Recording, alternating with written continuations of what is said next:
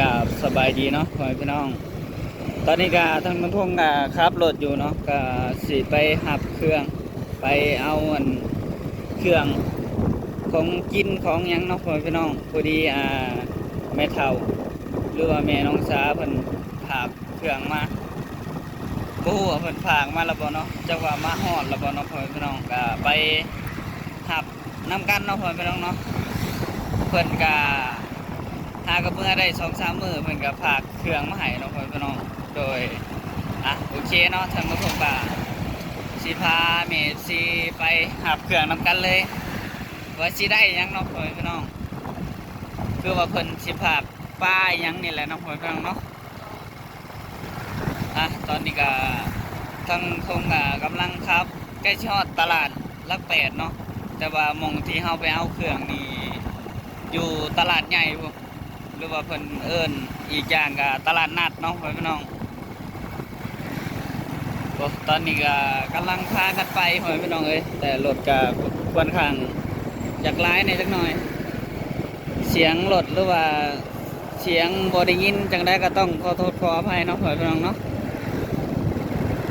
โดยไปเลยสบายดีเด้อพวกพี่น้องไปเอาเครื่องทางแม่น้องสาฝากมาเนาะสต็อปไปเลยบัดถ้ากระหอดลัก8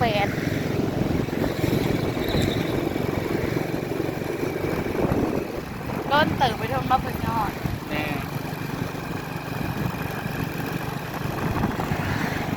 ยามเศร้ารถมันสิร้ายแน่ยามเศร้ารถหลังไล่อยู่ได้ยินในเสียงรถ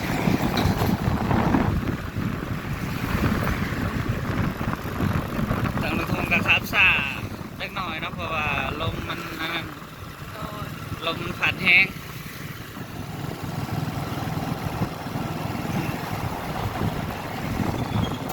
รถลายแห้งรถติดเลยเนาะ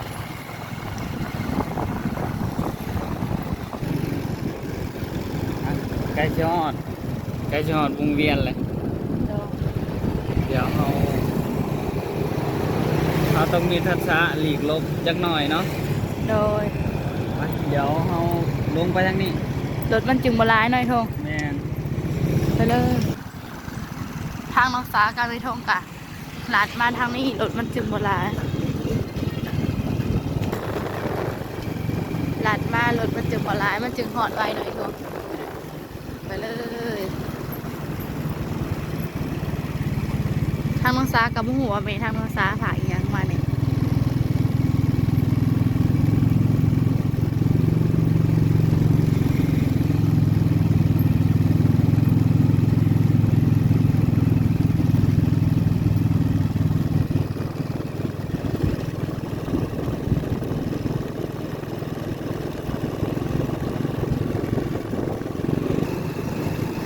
รถมันกับบุคอยร้ายทางนี้ไปเลยเถอะ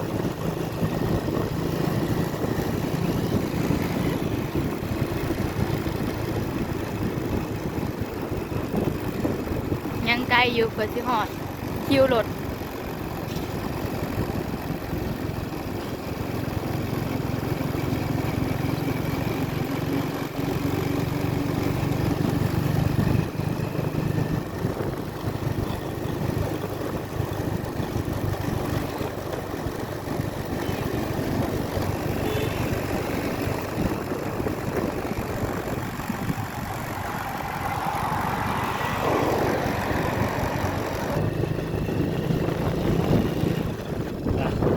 ก็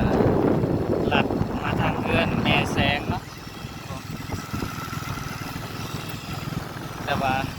บ่ค่อยติดต่อหาทางแม่แสงปานใดในช่วงนี้น่าจะทางแม่แสงมันก็ค่าเวียกอื่นนั่นแหละเนาะพี่น้อง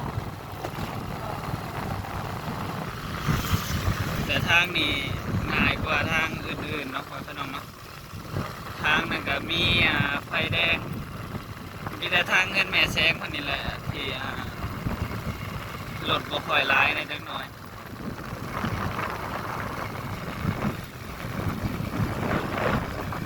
ไ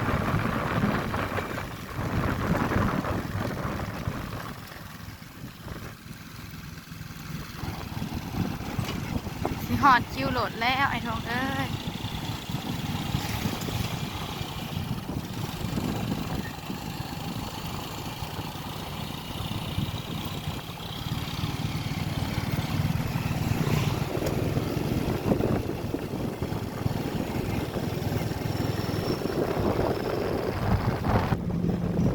ตอนนี้ก็ฮอดวงเวียนไดโนเสาร์เอ้ยบ่แม่น วงเวียนควัน พาขวัญพาขวัญ วงเวียนพักควัน พาขวัญเนาะกลายมาแล้ววงเวียนไดโนเสาร์นะเราทงก็ว่าผิดนะครับต้องขอโทษขออภัยเนาะนี่พาขวัญใหญ่เลย ลบแห้งทางโทรศัพท์ไปจบ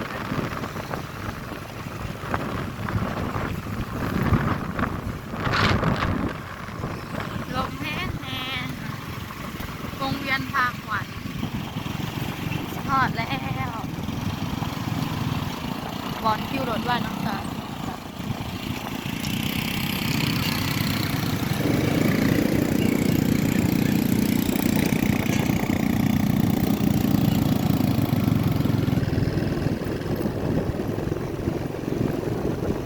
ใกล้ชิฮอดตลาดใหญ่แล้วเนาะหรือว่าตลาดนัดนี่แหละเพราะว่าคิวรถมีแต่อยู่แถวตลาดนัดหรือว่าตลาดใหญ่เนี่ยเนาะสองคำเรียกเนาะทางกระทรวงก็เรียกว่าสองคำเลย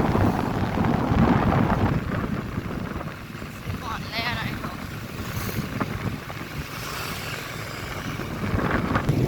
เอาตอนนี้ก็สิหอดทางแหวเขาคิวโหลดเลยเนาะ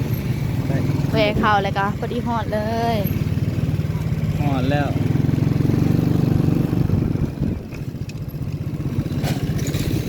เดี๋ยวเลาะมึงรถโดยสารเนาะ โดย เพราะว่าผากนำรถโดยสารมา โดย โอเคเนาะพี่น้องตอนนี้ก็พากันมาแล้วเนาะแต่หับเครื่องพี่น้องเอ้ยหับเครื่องที่แม่น้องสาวเพิ่นผากมาพี่น้องต้องขอโทษขออภัยเนาะที่บ่ได้ถ่ายต้นหับเอาเครื่องเนาะพี่น้องเนาะผู้ที่สิมาเบิ่งว่าทางแม่น้องสาวเพิ่นผากหยังมาเนี่ยเนาะพี่น้องเนาะก็เบิ่งตามถุงแล้วก็คือสิมีหลายแนวอยู่เนาะพี่น้องโอ้ต่อเดี๋ยวให้น้องสาวเพิ่นเป็นผู้เลือกออกมาว่ามีหยังแน่เนาะให้น้องสาวเพิ่นให้ทางน้องสาวเพิ่นบอกทีละอย่างเนาะว่าแม่น้องสาวเพิ่นผากหยังมาแต่ละอย่างเนาะเดี๋ยวแกะออกมาเลย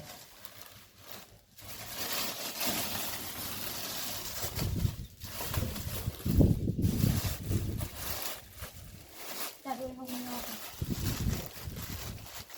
น่าเป็นห้องจริงเลย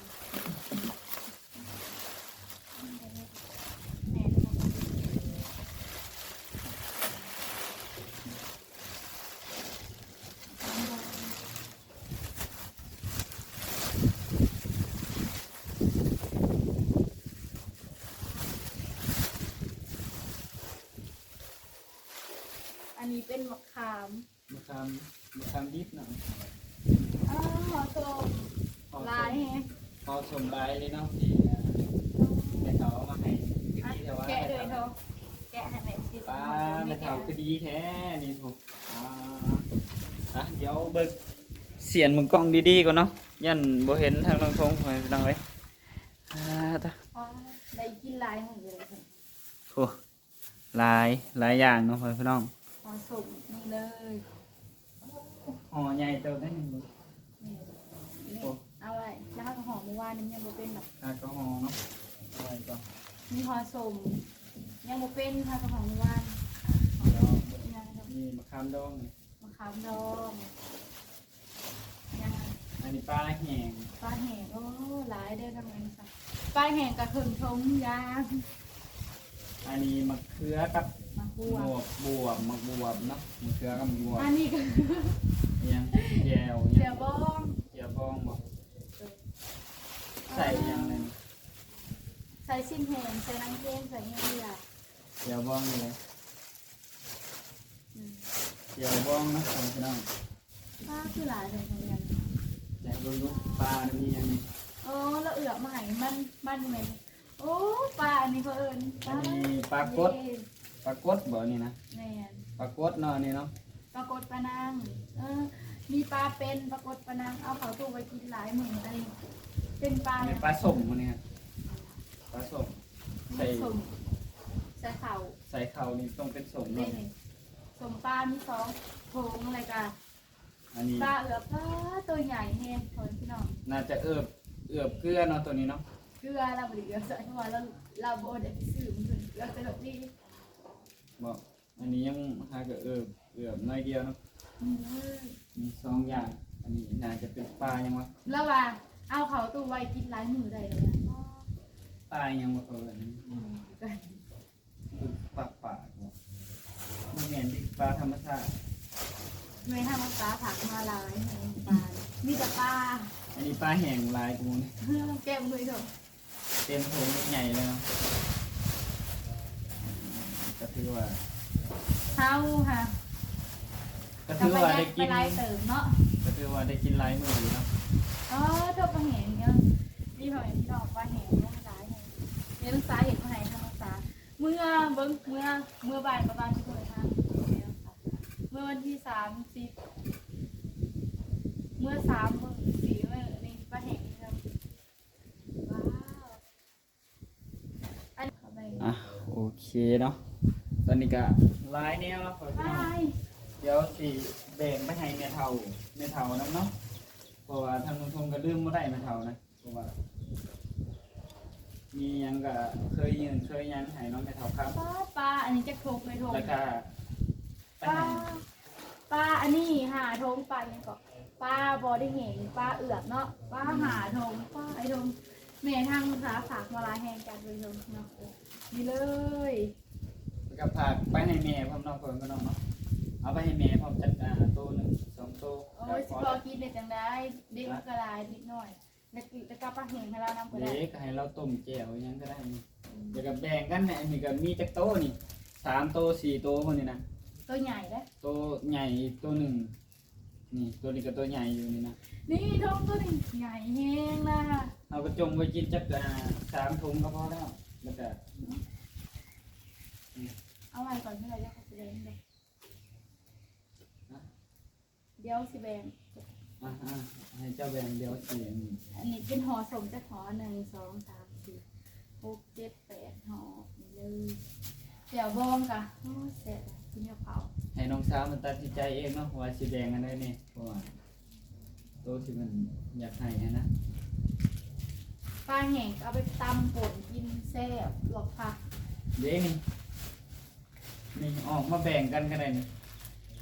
นี่มีแต่ถุงมีแต่ตัวนี่นะ ปลาแห้งนี่หลายแห้งอันนี้เป็นหมักบัวเอามาแกงใส่กับปลาง่ายเลย เด็กอะ ปลากดกับปลานางมีบ่ปลากด กับปลากดแหละนะ บ่แม่นปลากดปลานางอะเนี่ย ปลานางใช่บ่ แม่น นี่ปลากดตัวน้อยนี่ กับปลากดน้อยมะเขือทางแนวซาก็เอาหายมะเขือมีมะขามดองอย่าอ๋อมะบวบนี่เลยมะเขือป่นปลาที่เรามะเขือกันแซ่บ นี่ปนตัวเปียกที่มันจะแซ่บแต่ว่าปนกับตัวแห้งนะผมบ่แซ่บอะไรทั้งนั้น เท่านี้แหละทางแนวซาสั่งมา แต่เคยบ่มากแบบปนแห้งๆนี่ อ้าวก็เอาไปให้อีเมเจ้าตัวเหกับตัวเปียกเด็กน้อยหลายพอ แล้วแต่ มาเขือก็เอาไปให้แม่เจ้านำมาเขือจ้ะ แต่ว่าแบบฉะนั้นรุ่นปนคอยจะปนเป็นปลาแบบมันนี่จะปนใส่ปลาแห้งเนี่ยคอยบ่ฮู้ว่ามันแซ่บหรือบ่แซ่บแต่ ป่ ว่าน ให้ไปป่นตำหากอันนี้กินกับกับป่นปลาแห้งแม่น ตามนั้นแหละเนาะอันนี้ก็บ่ค่อยฮู้ อันนี้ก็คือแจ่วบองเว้ยเขาหมักเลยป้ายเขาโอ้ยแซ่บอันนี้ก็เป็นมะขามดองอีกแล้วเมื่อไหร่ก็เอามาปุกหนึ่งสิเบิร์ดได้ทางภาษากินแซ่บเอามาอีกทงหนึ่งเพราะว่าเราจะมาไลฟ์กว่านี้แต่ทงมันไม่มี ขอกินเด้ออันหนึง แต่มันยังบ่ได้เป็น ยังบ่เป็นกระปิ้งเนาะ จะอยากให้แม่นเอาไปเลยนะ ได้ห่อนึงก็พอแล้ว ไปเลยอ่ะทางอีทงเพิ่นจะลองไปปิ้งซิมสิมือเอาไว้ค่ะตอนน่ะเคยกินอยู่ตอนไหนนะปิ้ง บ่แม่นว่าจีนไงเกือบมันแซ่บเคยกินมาก่อนนะแต่ก่อนไงทั้งแม่เฒ่าก็เคยส่งมาให้ตลอดเนาะ ตอนทางของสายเย็นอยู่ในสวรรค์ ทางอีทงเพิ่นก็ได้กินทางป้าแหง ขณะมีเงินส่งไปให้เราในเราเอิ้นขอฝากเครื่องมา ฝากมาเลย อันนี้ทั้งคงก็ ยังบ่เคยกินเลย ยังแบบยังบ่เคยกินหรอกแบบเพิ่นเอามาแบบนี้นะ แต่ละเทื่อเพิ่นสิมักเอาแต่ป้าแหงกับหมูสมน้อยโถก ห่อส้มแล้วก็ปลาแบบปลาอย่างปลาตองปลาใหญ่ๆนะ ปลาขอปลาขอตัวหน่ กั อบ ย ปลาอย่างไร แล้วว่ามีปลาขอตัวหน่อยสงสัย ไม่ใช่ปลาโขง บ่ฮู้ อยู่ในนี่ มันมีสงสัยเราบ่ได้เอามาให้ปลาขอนะเราเอาจริงๆตามเราปะให้เรากินแบบปลาขอแล้วฝากมาให้ทางมังสาหลายเห็นบ่ทางแม่เพิ่นก็ฝากมาหลาย นี่มีแต่ เพิ่นมาเพิ่นยังเอาเขาวมาฝากอีกหน่อยเพิ่นเนาะ จ้ะ เมื่อประมาณ3 มื้อฝากกินมาแล้ว ขอบใจทางแม่เฒ่าเพิ่นเนาะที่เพิ่นฝากของมาให้เนาะเพิ่นก็ได้เงินที่อันนั้นเนาะเพิ่นพี่น้องน้องทงก็เอาให้บ่หลายแล้วเนาะ เอาหายพอได้ดีบุญหน่อยเถ พอ อะ ได้บินมุ่นเนาะทางน้องทงก็บ่มีดอกเนาะเพิ่นพี่น้องแต่ว่ามีแม่ FC เพิ่นอันที่เพิ่นฝากเงินมาซื้อหยังซื้ออัน ในรัก แนวดักกุ้งแหละแต่ว่าเงินเหลืออยู่เนาะทางกลุ่มก็เอาให้ทั้งแม่เพิ่นพอได้ลินบุญแน่แล้วก็ พอได้จ้ะ จ่ายค่ารถเมื่ออีกเนาะพี่น้องเนาะทั้งแม่เฒ่าเพิ่นมากก็บ่ได้มีเงินเนาะ เพราะว่าเพิ่นมาอันน่ะเยี่ยมลูกสาวเพิ่น แม่เฒ่าเพิ่นมาสิบ่ให้เลยก็บ่ได้เนาะเพิ่นหาเฮือนก็ได้ เฮาต้องจำเป็นให้เพิ่นเนาะ แม่ เขาเพิ่นก็เอามาให้นี่เพิ่นประแดกยังอีหยาหลายๆอย่างทางเพิ่นเอามาให้ เขาเพิ่นก็เอามาให้ก็ตัวที่แม่ FC ฝากมาทางบ่าวพะมีก็ยังกินยังบ่ได้เบิดอยู่นี่ก็ทางแม่เฒ่าก็เอามาให้เพิ่มอีกเนาะครึ่งซอกก็ยังบ่ได้แกะได้แต่ว่ามันเป็นข้าวใหม่ได้ตัวนี้ตัว เขาใหม่มาแป๊บเดียวก็อ่อนแล้วเขาใหม่นะ แต่ว่าเฮายังบ่ได้กิน เฮากินข้าวโตทางแม่ FC เพิ่นซื้อให้จะโดนเลยเนาะ นี่ กินเบิดก่อนจะกินข้าวใหม่ตำหลัง ตามนี้เนาะเดี๋ยวที่ให้น้องสาเพิ่นเลือกเอาไปให้แม่ก่อนเดี๋ยวทางผู้ชมสิถ่ายคลิปไปให้แม่เนาะเพิ่นพี่น้องเนาะเดี๋ยวมีที่สิบ่เห็นว่าทางผู้ชมเอาไปให้แม่กินนำนะ เดี๋ยวท่านผู้ชมสิถ่ายคลิปไปให้แม่น้ำแล้วก็ให้แม่เฒ่าน้ำเนาะแล้วก็เอ้ยก๊อกน้ำที่เพิ่นอันมีลูกน้อยอันแล้วพอพี่น้อง เล เอ้ ย ย ก็กำเท้าเพิ่นก็เฮ็ดกินน้ำปั้นนั่นแหละ บอก แม่นพอเห็นมื้อน่ะ ข่อยก็บ่ฮู้เนาะก็ พอตาย ก็ให้กินน้ำกันก็ได้เนาะเพราะว่าเขากินก็บ่ค่อยมีหลายปานใดก็แบ่งๆกันไปแต่เดี๋ยวสิว่าทางผู้ชมสิบ่ให้แม่เลยเนาะทางผู้ชมก็ถ้าว่ามีหลายแบบนี้ก็แบ่งคือกันเนาะพี่น้อง กับแดงคือกันหมู่บ้านนี่ก็พากันเห็ดกินอยู่ในเนาะเพราะว่าเพิ่นเปิดเพลงหัวพี่น้องเอ้ย ทางน้องสายย่านคลิปมันเข้าเพลงแล้วทางน้องสายก็เลยชวนในทงไปเขาไปเฮ็ดกินอยู่ในแล้วก็เฮ็ดแล้วแล้วก็พากันยอกมาจังซี่ แม่นแต่ว่าทางลุงทงบ่ได้หาหยังห้องเนาะก็ต้องขอโทษว่าอภัยเนาะทางลุงทงก็ลืมหัวพี่น้องเอ้ยบ่ได้หาหยังห้องเงินอันก้นเตาเลยนะ ทางน้องสายก็บ่ได้เข้าไปดังไฟอยู่ในดังไฟอยู่นอกแล้วมันติดกะเอาเข้าไปในเพราะว่าทางน้องสายย่านเฮือนดำคันดังแล้วแล้วย่อเข้าไปแล้วย่านมันคนอื่นๆเด้แต่อันนี้มันเป็นฐานแล้วแล้วมันก็เลยบ่ได้ควัน ทางลุงทงก็ลืมมันนั่นแบบหาแนวห้องก้นนั่นเตาน่ะบ่ได้ห้องยับทางนี้ก็แบบหิวข้าวแน่ก็เลยข้าวกันเห็ดกินแบบไวๆด่วนๆนะพ่อ จ พี่ น น้อง 3 โมงยังบ่ได้กินข้าวเพลนข้าวเช้าเลยหิวข้าว แม่นอ่ะโอเคก็ตามนี่พ่อพี่น้องเอ้ยเดี๋ยวพ่อแอมตอนที่ทางลุงเอาผมคิดไปให้ไปเท่าแล้วก็ให้แม่เนาะพ่อพี่น้องเนาะโอเคเนาะตอนนี้ก็ทางลุงทงก็สิได้จบคลิปแล้วเนาะก็ ก็ขอบใจทั้งแม่เฒ่านะที่ฝากเครื่องฝากของมาให้กินเนาะพ่อพี่น้องเนาะครับขอให้แม่เฒ่าอยู่ดีมีแฮงเนาะก็ขอให้แม่เฒ่าเพิ่นความเจ็บจะได้ความไข่จะมีเนาะพ่อพี่น้องเนาะอ่ะโอเคก็สำหรับผมก็ขอบคุณเนาะทาง MC ทุกท่านเนาะที่ให้กำลังใจแล้วก็ผู้ที่เพิ่นฝากของหรือว่าฝากเงินอีหยังต่างๆเนาะทั้งที่เพิ่นหักแพงเบิดสุขุสุขคนเนาะที่เพิ่นคอยเบิ่งคลิปคอยเบิ่งตลอดเนาะพ่อพี่น้องเนาะ